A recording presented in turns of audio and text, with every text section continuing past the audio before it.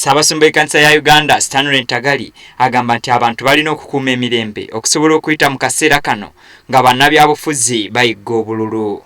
Ssaabasumba kinogaanyizza nti enjawukana mu by'obufuzi tekitegeeza kulwanagana na kugwaŋŋana mu malaka. Each and every Ugandan must act responsibly.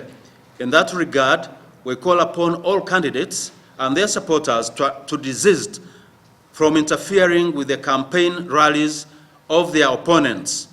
We would like to emphasize that election-related acts of intimidation or violence constitute an affront to the people of Uganda. Ssaabasumba Ntagali era akubiriza abantu bonna okwewala okutabiikiriza ebyobufuzi mu nnaku enkulu nga ku mikolo ko n'okubireeta mu masinzizo. These are signs that many of our people do not respect each other, and by so doing, they fail to live in obedience to the will of God.